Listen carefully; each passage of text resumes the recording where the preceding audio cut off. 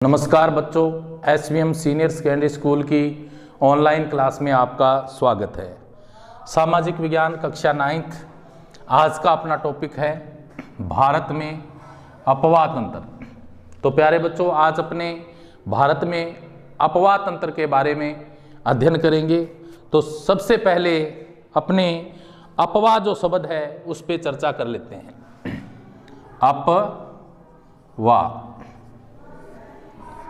यानी ये जो अपवाह शब्द एक क्षेत्र के नदी तंत्र की व्याख्या करता है। एक क्षेत्र के नदी तंत्र, जो नदी का तंत्र है उसकी व्याख्या करता है। मुख्य नदी और उसकी जो सहायक नदियां होती है, ठीक है, तो वो उसमें आके समाती है। तो एक जो मुख्य नदी और जो सहायक नदियों से मिलकर एक नदी तंत्र बना है, उसकी ओर ये इशारा करता है। तो अपवाह तंत्र क्या होता है? एक नदी तंत्र द्वारा जिस क्षेत्र का जल प्रवाहित होता है, एक नदी तंत्र द्वारा, एक नदी तंत्र द्वारा जिस क्षेत्र का जल प्रवाहित होता है उसे क्या बोलते हैं? अपवाह बोलते हैं। क्या बोलते हैं? उसे अपवाह बोलते हैं। एक नदी क्षेत्र के द्वारा क्या है, किसी भी क्षेत्र का जो जल अपवाहित होता है, ठीक है, उसको क्या बोलते हैं? जो अपवाह तंत्र कहा जाता है। उसे एक अपवाह द्रोणी या उसे क्या बोला जाता है? अपवाह द्रोणी भी कहा जाता है, अपवाह तंत्र भी कहा जाता है।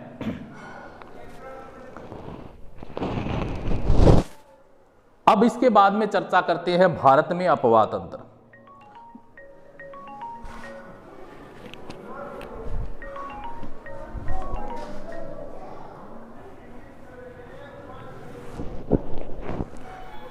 अपने बात कर रहे थे अपवाह के बारे में। अपवाह क्या होता है? एक नदी तंत्र द्वारा जिस क्षेत्र का जल प्रवाहित होता है उसको अपवाह तंत्र कहते हैं। भारत के अंदर जो अपवाह तंत्र है उसके बारे में अपने चर्चा करते हैं। भारत के अपवाह तंत्र का नियंत्रण क्षेत्र भौगोलिक आकृतियों के द्वारा होता है। इस आधार पर भारतीय नदियों को दो मुख्य वर्गों में विभाजित किया गया है। यानी भारतीय नदी है, ठीक है, उसको दो भागों में विभाजित किया गया है। तो वो दो कौन कौन से हैं? एक तो हिमालय से निकलने वाली नदियां हैं, ठीक है। कौन सी है? हिमालय से निकलने वाली नदियां।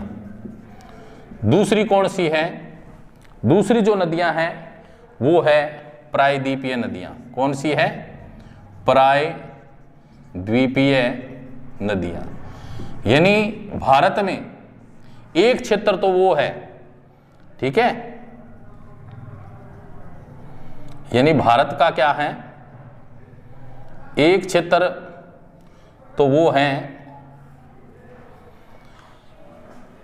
हिमालय, यानी इस क्षेत्र में हिमालय से निकलने वाली, ठीक है, उत्तर में जो हिमालय है, पूर्व पश्चिम में जो हिमालय है भारत के, ये जो हिमालय क्षेत्र हैं, ठीक है, इन क्षेत्रों से क्या है? नदियां प्रवाहित होती है, ठीक है। और एक ये जो प्रायद्वीपीय क्षेत्र है, ठीक है, ये जो क्षेत्र है भारत का प्रायद्वीपीय क्षेत्र है। प्रायद्वीपीय क्षेत्र मतलब ये तीनों ओर से क्या है? जल से घिरा हुआ है। एक तरफ बंगाल की खाड़ी है, एक तरफ क्या है? अरब सागर है। तो इस क्षेत्र से में जो नदियां प्रवाहित होती है, तो अपने इसमें क्या है? हिमालय से निकलने वाली जो नदियां हैं वो कौन कौन सी है भारत में, और प्रायद्वीपीय जो क्षेत्र में नदियां बहती है वो कौन कौन सी है, उनके बारे में अपने जानेंगे।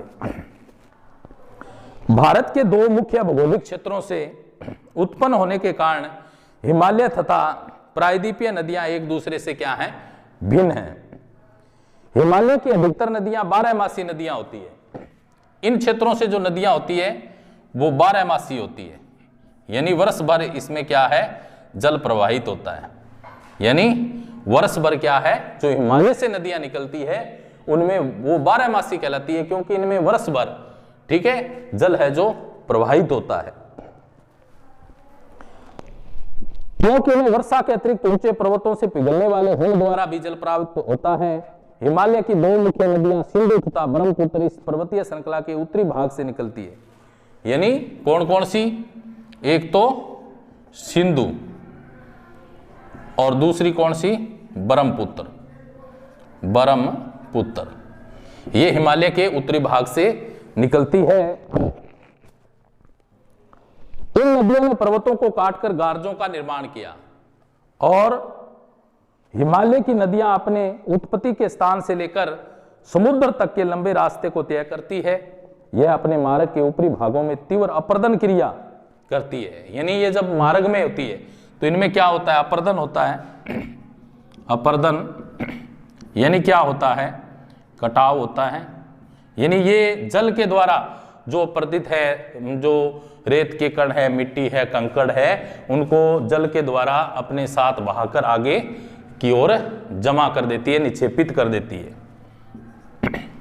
निक्षेपित कर देती है। ठीक है, उनका जमाव हो जाता है। तो अपने साथ भारी मात्रा में सिल्ट और बालू का सेवन करती है। क्या करती है? सिल्ट और बालू ये बहाकर ले आती है। और मध्य एवं निचले भागों में ये नदियां विसर्प, गोखुर झील तथा अपने बाढ़ वाले मैदानों में बहुत सी अन्य निक्षेपण आकृतियों का भी क्या करती है? निर्माण करती है। और ये पूरे विकसित डेल्टाओं का भी निर्माण करती है। अधिकतर प्रायद्वीपीय नदियां मौसमी होती है क्योंकि इनका प्रवाह वर्षा पर निर्भर करता है। शुष्क मौसम में बड़ी नदियों का जल भी घटकर छोटी छोटी धाराओं में क्या है? बहने लगता है। और हिमालय की नदियों की तुलना में प्रायद्वीपीय नदियों की लंबाई कम तथा छिछली है। फिर भी इनमें से कुछ केंद्र में उच्च भूमि से निकलती है तथा पश्चिम की तरफ बहती है। क्या आप इस प्रकार की दो बड़ी नदियों को पहचान सकते हैं?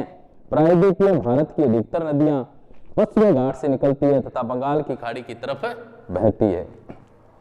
अब अपने पढ़ते हैं हिमालय की नदियों के बारे में। पहले अपने जानेंगे जो हिमालय से निकलने वाली नदियां हैं उनके बारे में पढ़ते हैं। सिंधु, गंगा तथा ब्रह्मपुत्र हिमालय से निकलने वाली प्रमुख नदियां हैं। कौन सी है? एक तो है सिंधु नदी, दूसरी कौन सी है?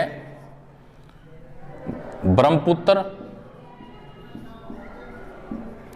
और तीसरी है गंगा। ये क्या है? यहाँ की मुख्य नदियां हैं हिमालयी क्षेत्र की। यानी ये नदियां क्या है? हिमालय क्षेत्र से निकलती है। ये नदियां क्या है? लंबी है, काफी दूरी तक ये जल प्रवाहित करती है। अनेक महत्वपूर्ण बड़ी सहायक नदियां आकर इसमें मिलती है। किसी नदी तथा उसकी सहायक नदियों को नदी तंत्र कहा जाता है। ठीक है, नदी तंत्र क्या होता है? नदी तंत्र यानी कोई एक नदी एवं उसकी जो सहायक नदियां होती है, सहायक नदियां, ठीक है, उनको क्या बोला जाता है? नदी तंत्र कहा जाता है। तो अपने पहले चर्चा करते हैं, तीन नदियां हैं उनको जानेंगे आज। एक तो सिंधु नदी, एक ब्रह्मपुत्र, एक है गंगा नदी। तो पहले अपने चर्चा करते हैं गंगा नदी के बारे में, सिंधु नदी तंत्र के बारे में। सिंधु नदी का उद्गम मानसरोवर झील के निकट तिब्बत में है। कहाँ पे है? मानसरोवर जो झील है, ठीक है, उसके निकट में कहाँ है? तिब्बत के अंदर है। पश्चिम की ओर बहती हुई यह नदी भारत में लद्दाख से प्रवेश करती है। भारत में यह नदी कहाँ से प्रवेश करती है?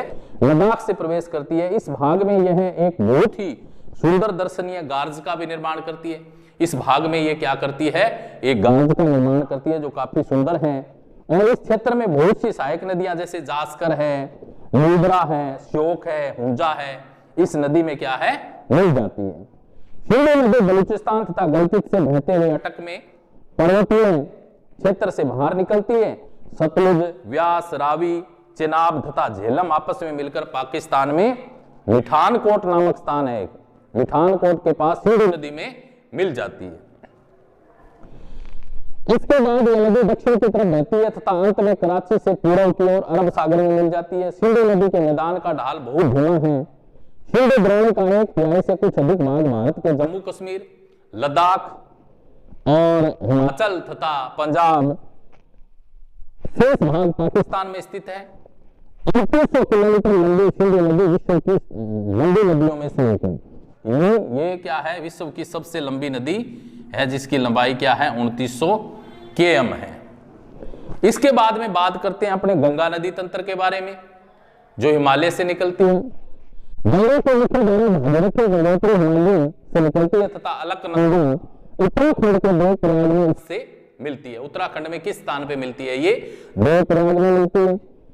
हरिद्वार के पास गंगा पर्वतीय भाग को छोड़कर मैदानी हरिद्वार है, यहां से आगे क्या है, ये भारत के जो मैदानी क्षेत्र हैं उन मैदानी क्षेत्रों में ये नदी प्रवेश कर जाती है। हिमालय से निकलने वाली बहुत सी नदियां आकर गंगा में मिलती हैं। इनमें से कुछ प्रमुख नदियां हैं, जैसे यमुना है, घाघरा नदी है, गंडक तथा कोसी नदी है। ये नदियां क्या हैं, इसकी जो अन्य नदियां हैं वो इसमें आकर मिलती हैं। और गंगा के दाहिने किनारे के समानांतर बहती हुई तथा इलाहाबाद में गंगा में मिल जाती है। घाघरा, गंडक तथा कोसी नेपाल हिमालय से निकलती है। इनके कारण प्रत्येक वर्ष उत्तरी मैदान के कुछ हिस्से में बाढ़ आ जाती है, जिसके कारण इसमें क्या है, बाढ़ आती है और बड़े पैमाने पर जान माल का नुकसान भी देखने को मिलता है। लेकिन ये नदियां जो मिट्टी की उपजाऊपन प्रदान कर कृषि योग्य भूमि बना देती है। प्रायद्वीपीय उच्च भूमि में आने वाली मुख्य सहायक नदियां हैं, चंबल है, बेतवा है, सोन है। ये अर्ध शुष्क क्षेत्रों से निकलती है। कहां से निकलती है? अर्ध शुष्क जो क्षेत्र होते हैं उन क्षेत्रों से ये नदियां निकलती हैं। और इनकी लंबाई पर पानी की मात्रा में क्या होती है, कम होती है। बाएं तथा दाएं किनारे की नदियां जो सहायक नदियां हैं उनके जल से परिपूर्ण होकर गंगा पूरी दिशा में पश्चिम बंगाल के फरक्का तक बहती है। और यह गंगा डेल्टा का सबसे ऊपरी बिंदु है। यह नदी दो भागों में बढ़ जाती है। भागीरथी हुगली जो इसकी एक वितरिका है, दूसरी दक्षिण की तरफ बहती है तथा डेल्टा के मैदान से ऊपर बंगाल की खाड़ी में ये नदी मिल जाती है। मुख्य धारा दक्षिण की ओर बहती है, बांग्लादेश में प्रवेश करती है और ब्रह्मपुत्र नदी इसमें आकर मिल जाती है। अंतिम चरण में गंगा और ब्रह्मपुत्र समुद्र में विलीन होने से पहले मेघना के नाम से जानी जाती है। जब ये ब्रह्मपुत्र नदी है समुद्र में मिलने से पहले इन दोनों नदियों को किस नाम से जाना जाता है? मेघना नदियों के नाम से जाना जाता है। मेघना, इसे मेघना बोला जाता है। ब्रह्मपुत्र के जल वाली यह भद्र नदी बंगाल की खाड़ी में मिल जाती है। नदियों के द्वारा बनाए गए डेल्टा को सुंदरबन डेल्टा के नाम से भी जाना जाता है। इसके बाद में मुख्य वो है ब्रह्मपुत्र नदी के बारे में चर्चा करते हैं। ब्रह्मपुत्र भी क्या है? हिमालय क्षेत्र से निकलने वाली नदी है। अपने ब्रह्म क्षेत्र जो ब्रह्मपुत्र नदी है उसके बारे में चर्चा करते हैं। ब्रह्मपुत्र नदी तिब्बत की मानसून झील के पूरे तथा सिंधु और सतलुज के स्रोतों के काफी नजदीक से निकलती है। ये जो नदी है वो तिब्बत जो मानसरोवर है झील के पूर्व में तथा सिंधु और सतलुज के स्रोतों के काफी नजदीक से ये नदी निकलती है। इसकी लंबाई सिंधु से कुछ अधिक है, क्योंकि इसका अधिकतर मार्ग भारत से बाहर स्थित है और यह हिमालय के समानांतर पूर्व की ओर बहती है। नामचा, बारवा, सिकर ये है 7757 मीटर के पास पहुंचकर ये अंग्रेजी के यू अक्षर जैसा मोड़ बनाकर भारत के अरुणाचल प्रदेश में गार्ज के माध्यम से भारत का जो अरुणाचल प्रदेश है वहां से ये गुजरती है। यू अक्षर जैसा मोड़ बनाती है वहां पे। और उसके बाद में अरुणाचल प्रदेश में इसे बिहार के नाम से जाना जाता है। वहां क्या बोला जाता है इसको? बिहार। तथा दिबांग, लोहित, कैमूला एवं दूसरी सहायक नदियां इसमें आकर असम में ब्रह्मपुत्र का क्या है? निर्माण करती है। कहां? असम के अंदर। तिब्बत एक शीत एवं शुष्क क्षेत्र है, अतः यहाँ इस नदी में जल एवं सिल्ट की मात्रा बहुत कम होती है। भारत में यह उच्च वर्षा वाले क्षेत्र से होकर गुजरती है। यहाँ नदी में जल एवं सिल्ट की मात्रा भी क्या है? बढ़ जाती है। असम में ब्रह्मपुत्र अनेक धाराओं में बहकर एक द्विपथ नदी के रूप में बहती है। बहुत से नदी द्वीप हैं उनका निर्माण करती है और ब्रह्मपुत्र के द्वारा बनाए गए विश्व के सबसे बड़े नदी द्वीप का नाम भी प्रत्येक वर्ष वर्षा ऋतु में यह नदी अपने किनारों से ऊपर बहने लगती है और बाढ़ के द्वारा असम तथा बांग्लादेश में बहुत अधिक क्षति पहुंचाती है। इस नदी के द्वारा क्या है? बाढ़ आती है, जो कि असम राज्य और बांग्लादेश में इससे काफी प्रभावित होते हैं। और अन्य नदियों के विपरीत ब्रह्मपुत्र नदी में सिल्ट क्षेत्रों की मात्रा बहुत अधिक होती है। इसके कारण नदी की स्तर बढ़ जाती है और बार बार अपने धारा के मार्ग में ये परिवर्तन लाती है। तो प्यारे बच्चों, आज हमने अपवाह, भारत में जो अपवाह तंत्र है उसके बारे में चर्चा की, अपवाह का अर्थ समझा, और अपने जो आज हिमालय से निकलने वाली जो नदियां थी, ठीक है, उसके बारे में चर्चा की। हिमालय से निकलने वाली 3 नदियां, सिंधु नदी है, गंगा नदी तंत्र है, ब्रह्मपुत्र नदी तंत्र है, इन तीनों के बारे में हमने आज जाना। आज के लिए इतना ही, नेक्स्ट कल करेंगे। थैंक्स।